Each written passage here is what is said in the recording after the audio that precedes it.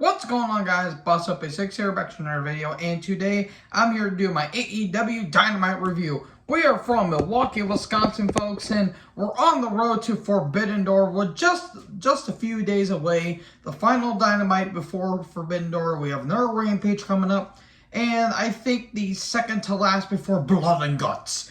But anyways, this is mainly a go-home show, and they were just adding matches. And I'll talk about my Forbidden Door predictions because, oh boy, there's going to be some matches that I might be having some praise here. But what did you guys say about the show? Let me know in the comment section below. We get a brief recap of the Bucks winning the tag titles last week in Cage's heel turn. More on Christian Cage here in a little bit. Bryan Danielson comes down. Tony Schiavone's in the ring. Tony Schiavone's all over throughout this entire show. Sorry about that. Danielson says, you're going to get some excellent wrestling coming at Forbidden Door. And then he talks about he wants to get his hands on Jericho at Blood and Guts. And he's saying, you know, Jericho, you like to run that mouth, and you wanted to pay Zack Sabre Jr. to face me at Forbidden Door. And he also wants to be at Blood, and Danielson wants to be at Blood and Guts. But there was some bad news. He unfortunately can't compete at Forbidden Door and Blood and Guts. But he does say he will have a replacement. Kingston, and he talks about how Kingston calls him a judgmental prick. And, you know, Danielson agrees he has very high standards. And Danielson talks about he has a replacement for both Blood and Guts and Forbidden Door. But he won't tell us. And Zack Sabre Jr. shows up. And Danielson says that he is going to be a wrestling technician. It's most likely going to be Claudio Castagnoli. People saying Gargano, but Gargano's not really a technical wrestler. It has to be Claudio Castagnoli. I was saying, well, it's probably going to be Yuta because it makes sense, but then I realized, oh yeah, Yuta's going to be in a 6-man tag at that show, so him pulling double duty might seem a bit odd because he'll have his joints manipulated by motherfucking Zack Sabre Jr., but I digress. It's most likely going to be Claudio Castagnoli. And if so, then yes, please. But, I mean, I could be wrong. So anyways, Moxley's backstage talking about his match with Tanahashi and the main event coming up. And then we get freshly squeezed Orange Cassidy with Roppongi. And Roppongi Vice versus Will Ospreay and Aussie Open. Now, before I talk about this match, I do have to address that Will Ospreay's father kicked Cancer's ass a few days ago. Good job, my good sir. Good job, Mr. Ospreay. If you're ever watching this, I am fully behind you. Cancer is a bitch. We have lost so many great wrestlers in the past due to cancer. And I'm glad he's okay. I'm not a big fan of Ospreay. I used to, but I feel like his stock has kind of run down. But I'm glad that him and Will can still have a father to this day. So that's some good stuff. Anyways, match was fine, I guess. It's just to set up Ospreay and Cassie for the U.S. title, and Roppongi Vice is going to be part of the triple threat winner-take-all for the ROH and IWGP tag titles. Sorry about that. I've been very thirsty today. And I am very tired because, man, labor work is a bitch, but I digress.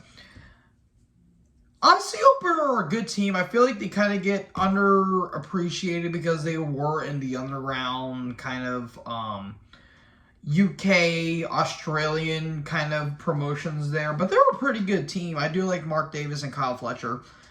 But in the end, Cassie and Vice and Roppongi get the win. And here comes O'Khan and Jeff Cobb. And all the United Empire show up, and here comes FTR. Man, could have predicted that even if you wouldn't have predicted that.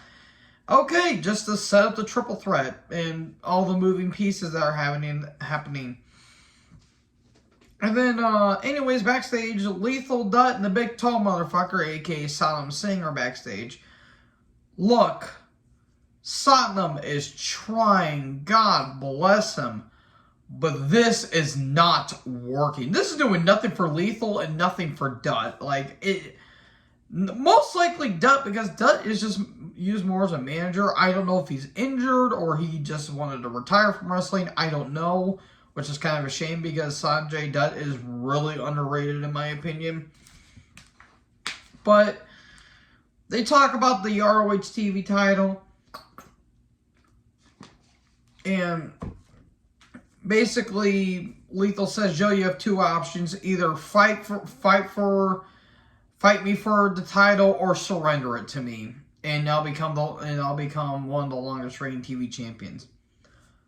Okay, cool. Don't really care about the TV title for ROH, which is kind of a shame. The Tony Schiavone is in the ring. Here comes Christian Cage. Man, Christian really, really tried. The promo itself was not bad, but then it somehow started to get worse as it went on. And towards the end, it got pretty awkward. So he's telling the crowd to shut up. And then the reason why he turned on Jungle Boy is because of all of last year when he got eliminated by Jungle Boy at the Casino Battle Royal. And he got pissed off because he wanted another title opportunity. They were shut the fuck up chants. And I wrote that Cage just tried, and he was stumbling his lines a little bit here. And he said he wanted to, basically, he used Jungle Boy so he can get a better connection with him.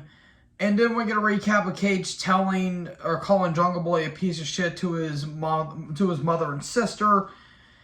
And this is the part where the promo just basically died, where Cage says he feels like a father figure, he feels like a father figure to Jungle Boy, and, talking about Jungle Boy's mom. And he says, well, Luke Perry is dead. Oh, so much heat. This was forced. That felt forced to me. It was just cheap heat. And then Luchasaurus comes down and he's choking out Cage, and Cage mentions Marco, which, where is Marco set? Like, genuine question. I don't want to see him because he does not belong in a professional wrestling ring, but hey, at least he's better than his brother Logan, the old fucking creep. But, curious question, did Marco's contract expired and he's now working behind the scenes or something? I don't know. So anyways, Christian basically says, well, we'll just talk about this privately, and they both leave. I thought Christian was going to low blow Luchasaurus and then attack him, but apparently that's not it. Okay, where's the storyline going? It's going to ultimately, Jungle Boy gets his ultimate revenge on Christian Cage, but I feel like this is going to get drawn out. So anyways, we're going to recap of Al, Darby, and Fish on Rampage when Sting returned. And the Bucks and Kyle O'Reilly are backstage. Okay, it's basically to set up a 8-man tag that's happening at Forbidden Door. It's going to be the Bucks, Hikuleo, and El Fantasma. Okay. Or El Fantasmo. I think it's El Fantasmo. I apologize. Versus Sting, Darby, and two other partners of Sting's choosing. They were going to mention them here a little bit later. Okay, that's basically all that happened here. Cool, we get another Bullet Club thing. Woohoo! Then we get Malachi Black versus Penta Obscuro. Semi-final match for the All-Atlantic Championship. I love both these talents. This match was okay for what it was. I felt like the ending was a bit awkward because it felt like it just came out of nowhere and it felt a little botched. I want to say it looked botched, but it was fine for what it is. I really like Penta. I really like Malachi, but this whole storyline between Death Triangle and House of Black just does nothing. It just does nothing for me. Anyways, Black wins. So it's going to be a fatal 4-way between Malachi, Pac, Miro, and Tomohiro Ishii. Yes, Ishii won all of it. Pretends to be shocked. Well, he won the the New Japan portion of it. Pretends to be shocked. Because you have Hanma in it. And Hanma, God bless him, should not be wrestling in 2022. But I even didn't want to say that because I don't want to get killed, but I digress. So when Pac comes down, and then Miro is on the screen, and he says, you know, Ishii, Pac, and Malachi, you'll be praying to your God, and in the end, he'll redeem them. And you're getting ready to meet the Redeemer. Please give me Miro versus Ishii, you cowards. That will actually be a really good match. It will be a man that has a bad neck versus a man who has no neck. Who will win? But, okay, I think Miro might win the All-Atlantic Championship. That will probably spoil the predictions I have, but I mean, it'll probably be a fine match. It'll just be a car crash, but okay. And Excalibur was about to talk about Hangman Page, and then it cuts to a commercial. Great timing there. I mean, Raw did a lot worse, but still. Anyways, a little Wardlow video package. It's Wardlow's World, not Elmo's World. I don't know what the hell that was. I apologize for that. Cole joins commentary. Hangman Adam Page versus Silas Young, of all people. Okay, didn't expect that. I actually do like Silas Young. I think he has a really cool... He's got a good physique, and he's really good in the ring. I did like how I saw on Twitter that some people were saying he looked like a poor man's Hopper from Stranger Things. I cannot get that image out of my head because he does look like David Harbour. It's absolutely fucking hilarious. People were saying, oh, he looks like Butcher, but with a different gimmick. I'm not going to lie, that was actually kind of funny. But, I mean, the match itself was actually pretty good. This felt like an ROH-style match. Just Cole on commentary just kind of ruins it because he was just shouting. But Silas hit some good moves, but in the end, Buckshot Lariat 1, 2, 3, and Page wins. And then Cole comes down and says, let me tell you a story. And then here comes Jay White. Well, you already put me to sleep because Jay White was here. You didn't need to tell the story. Anyways, he says he can't pick Cole because he lost to Page twice. And I'm still not... he wants to know who is he going to challenge at Forbidden Door. And he says it's not going to be you, Adam Page. And then Page attacks him. And then Cole comes down, hits a low blow, almost a belt shot to White. And then they go to double team.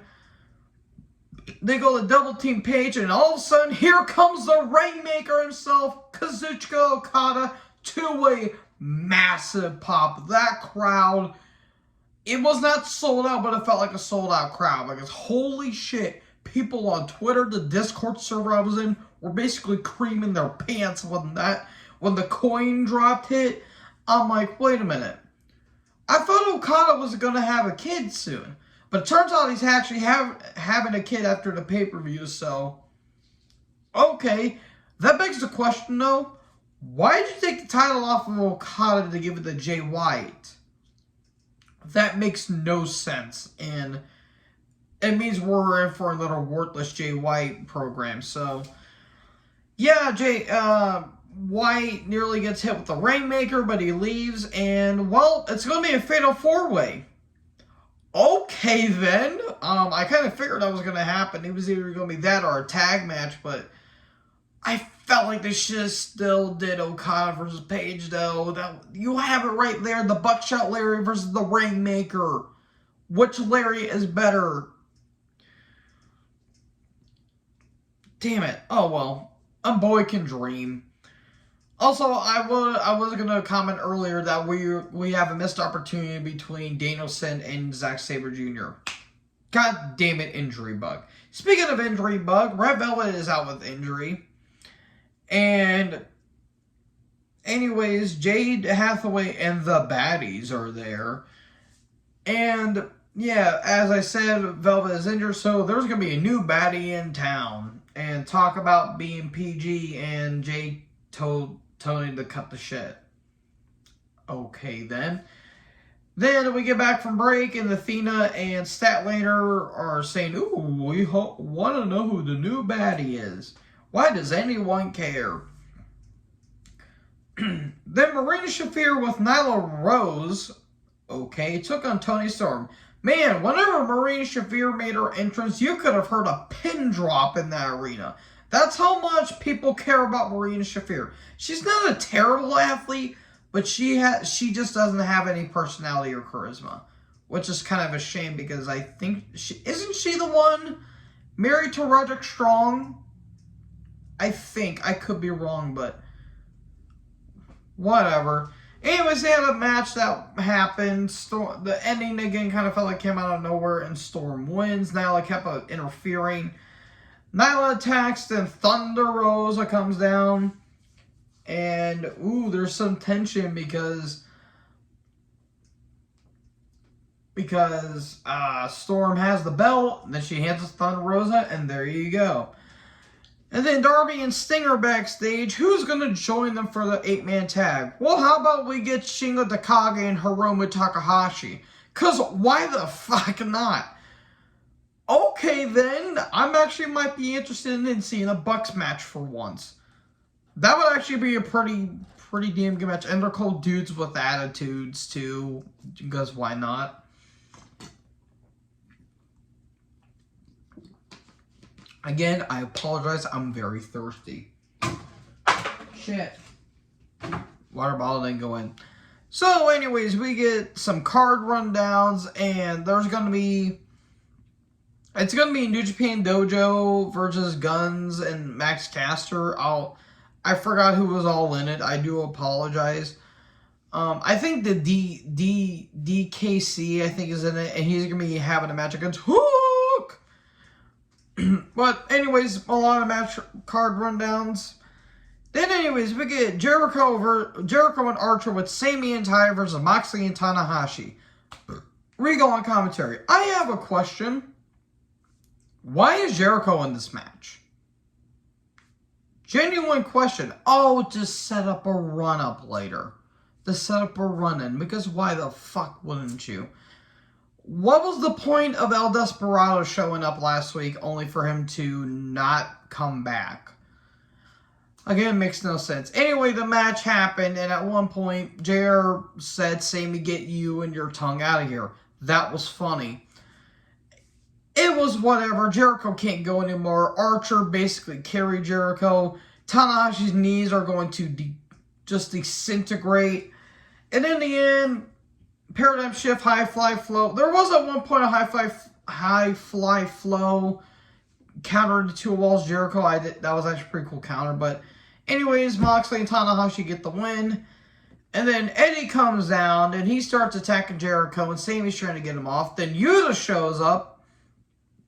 They start having a brawl. And here comes Murder Grandpa Minoru Suzuki. Everyone run. Because he was walking down. I don't care if that guy is 100 feet from me. He can still kill you even if you put your hands on. Yeah, that was a terrifying visual. And then Shota Uma shows up. Shota Uma show up. And it's to set up the 6-man tag that's happening. And then the Jericho Appreciation Society comes out, and then Santana Ortiz come down, and while this is all going on, Tanahashi and Moxley are just staring face to face. And we'll see you this Sunday at the Royal Rumble.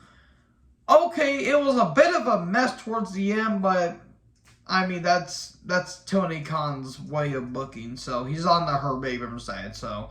Anyways, not a bad episode of Dynamite, though it was just mainly a placeholder, I guess you could say, just a setup for Forbidden Door. So I will be doing my predictions probably after Rampage this Friday, just to see if they add any other cards, because fucking God, they are stacking the shit out of that card. But anyways, let me know in the comment section below what you guys thought about the show. Make sure to like, comment, subscribe, tap the bell for more notifications. Like, comment, I already said that shit. God damn it. But anyways, join the herd. I'll talk in his next video. Peace out.